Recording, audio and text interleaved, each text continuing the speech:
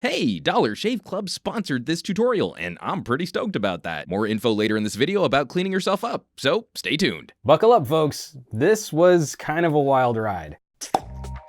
Let it be known that I do not do things halfway. What started out in my brain as a simple tips and tricks video, a fun thing to do with your phone tutorial, turned out to be way more complicated than I thought it would be. So you want to stream a mobile game on some kind of game streaming service. There are several ways to get that job done, but how nice do you want your stream to look? What's the best way to show off gameplay? Let's dig in, starting with my trusty OnePlus 6T. The easiest and most straightforward way to share is by using the YouTube gaming app. But that's going away at some point soon. I'm not too sad about that, as the YouTube gaming app was a raging dumpster fire of terrible support and broken features. But that leaves us with a huge gaping hole. There's currently no first-party solution from Google to replace it. If we only use Google Apps, the best you can manage is capturing gameplay footage in Google Play Games in glorious 720p, and then uploading that to YouTube after the fact, which kind of defeats most of the fun of sharing gameplay footage. There's no real-time interaction with viewers. That's super lame. We can do better.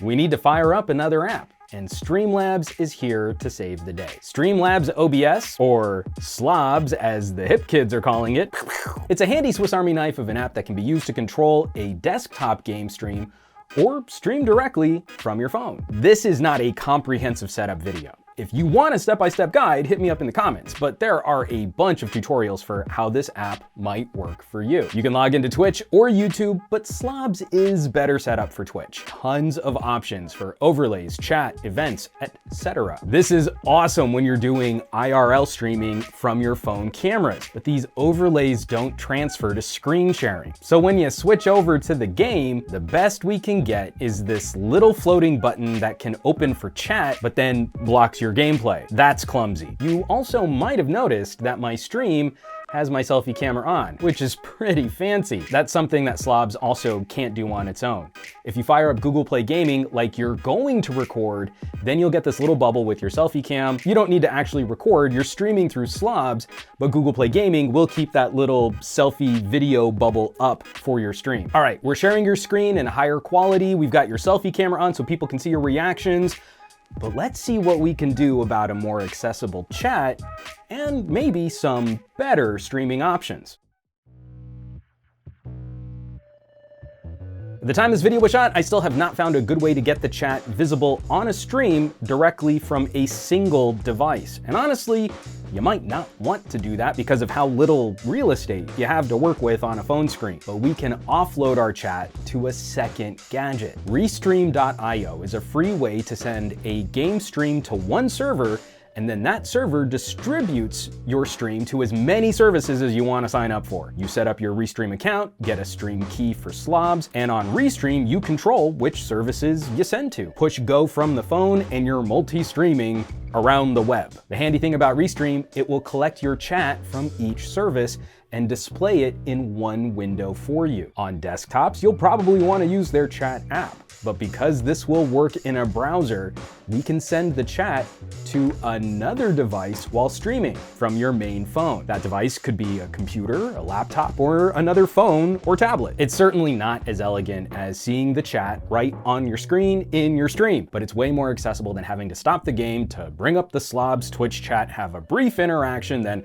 hide the chat and go back to playing the game. That's like slamming on the brakes. So just stay talking, stay active, and your viewers will feel like you're interacting. ReStream is awesome for co-broadcasting, streaming to multiple services at the same time. But even if you're only going to stream to one service, I would still recommend the ReStream route and using two devices just for the better chat controls. But streaming only from a phone introduces some production problems. Selfie cameras? Kinda lame.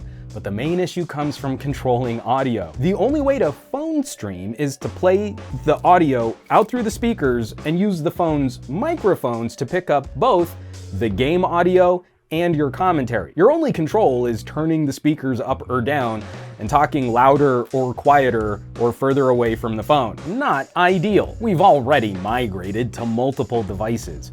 So instead of two Androids, Let's host this stream from a PC and spruce this broadcast up.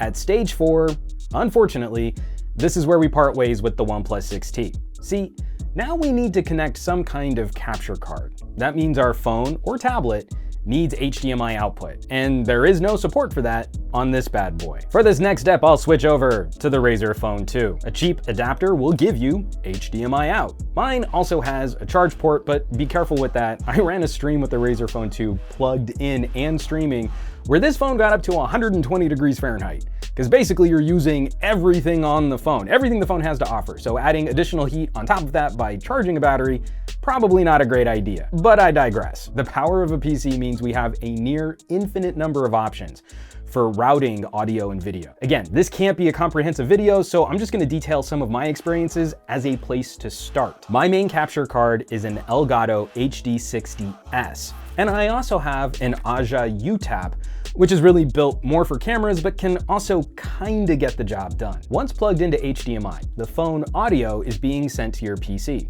So you'll need a way to monitor that. And you'll also need a way to capture your own commentary. The management side is really easy these days. PC software like OBS, Streamlabs OBS, or Game Capture from Elgato should all give you options for organizing a stream layout and for routing audio input and output. Realistically, any microphone should do you fine. When I stream, broadcast, or when I podcast, I use an old radio style mic connected to a Focusrite interface. And you'll just want to play around to set all the levels, manage what you hear versus what your audience hears, and using headphones or a headset is always a good idea to minimize any potential feedback or bleed. From here, you also get to use a better camera than what's on your phone, either a webcam built into your laptop, or as mentioned earlier, another HDMI input from a proper camera. So get yourself looking real good. One last small, tiny, nitpicky, barely worth mentioning issue with a phone like the Razer though. If you're using an older capture card, like the USB 2 powered Elgato HD60, the feed you see in software will have a delay, often 1 to 2 seconds, before you'll hear that audio. If the audio in the game you're playing isn't mission critical, then no problem. But I kept dying in Alien Blackout because of those late audio cues. It is maybe the biggest drawback of a gaming phone is not having a headphone jack to plug directly into for good, sweet, tasty audio and still having the USB port free. Living the dongle life sucks. Totally worth repeating, the newer Elgato HD60S moves up to USB 3, so it delivers a nearly instant game view. But only you and your wallet can decide how mission critical this upgrade might be for you. In a world of phones without headphone jacks, it was totally necessary for me. Remember, mobile gadgets are too dumb to fork or split sound. If you connect Bluetooth headphones, for example, the phone is going to kill the audio feed to the HDMI. You need to send the HDMI output to another device, like a TV or a monitor, ideally with some kind of headphone output, so you can hear real-time audio, or we need to swap phones again. Satisfying the audio requirements. Now we part ways with the Razer, and I pick up the next most powerful phone in my collection, but one with a built-in headphone jack, the Honor View 20. Whew. All the pieces are falling into place. Now, I can send out audio from this jack, which will remove it from the HDMI signal, but I can split that and add it back in either through a recording interface, mixer, or on the Elgato through an analog input jack. My game capture card has a headphone jack, while phones are getting rid of headphone jacks. If you do have the newer HD60S, you still might want to use better hardware routing for your streams. Controlling inputs, managing multiple microphones, say you're doing some couch co-op. There are some benefits from a production perspective, even if that cable management can get complicated. And to anyone who might be curious, maybe you're wanting to do your own game stream, my top picks for the ultimate smartphone-based game streaming setup of 2018, or actually early 2019 at the time this video was shot, would go to the Asus ROG phone, the Galaxy Note 9, the Honor View 20, or the non-pro Huawei Mate 20, which is currently running this stream right here, which is a game I don't really even play that much anymore, but it's the best I found for just going straight autopilot, so you can see something moving on the screen. Anyone who's bored of hearing me talk can be distracted by what's going on over here, and that's fine, but really you should be paying attention to what I have to say, not what's happening over here. I have to give honorable mentions to any of the current iPhones rocking at least an A11, and the Razer Phone 2.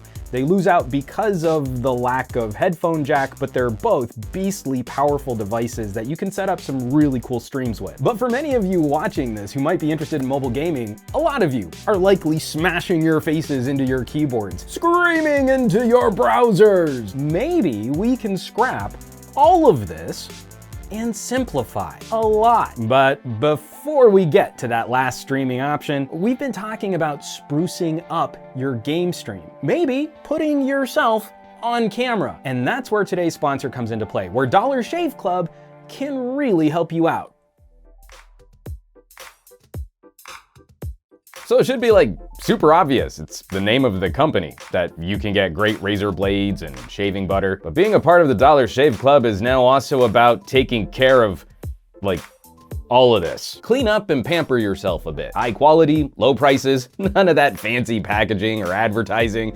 I mean, they're on my channel. A discreet brown box shows up on your doorstep and you set your own subscription to refill as often as you need. Don't go too long in between refills. You know, just don't be gross. Keeping things simple means more options and a growing product line of shower, shaving, skin, and dental care. I think that's fun, getting to mix things up and try some new options, but maybe that's daunting to you. Maybe you just need someone to tell you what phone to buy. I mean, what hygiene products to use. I gotta stay on message here. $15 will take care of almost all of your bathroom activities, almost, for a month. And from there, you'll probably be hooked. Why almost? They have great toothpaste, but they don't sell floss. Why? What did you think I was talking about? Come on, a higher quality stream just isn't about the tech. Treat your viewers. Do it for them. Hit up dollarshaveclub.com/SGG to get a starter kit of your very own, or click the link in the description below this video. Once again, dollarshaveclub.com/SGG, and take care of yourself out there.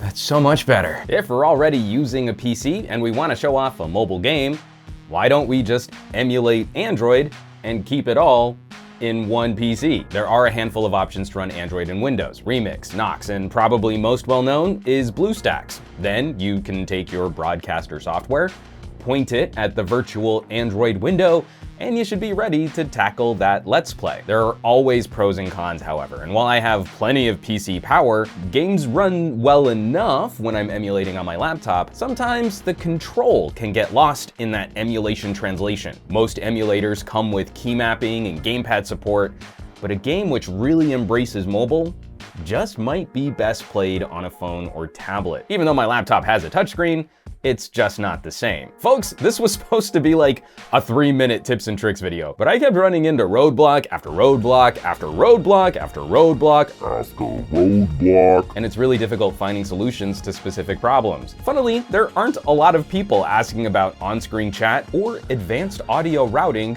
for Android-based game streaming. I really do believe in mobile gaming. Our pocket supercomputers are insanely powerful, so there really isn't any good reason that we shouldn't be getting better games outside of developer and app store greed. Maybe one way we can help improve the situation is by improving how we share our mobile gaming experience. And some higher quality mobile game streams just might be a small step in the right direction. As always, thanks so much for watching, sharing, and subscribing. Not just geeking out on some fun gaming tech, there are more conversations we need to have about getting the most out of our gadget purchases and demanding better apps from developers. And a major thank you, a shout out to Dollar Shave Club for sponsoring this deep dive. Now, you know where you can find me around the rest of the internet, at SomeGadgetGuy on the Twitters, the Instagrams, the Facebooks. I'm gonna be on the Twitches a little bit more frequently, and I will catch you all on the next video.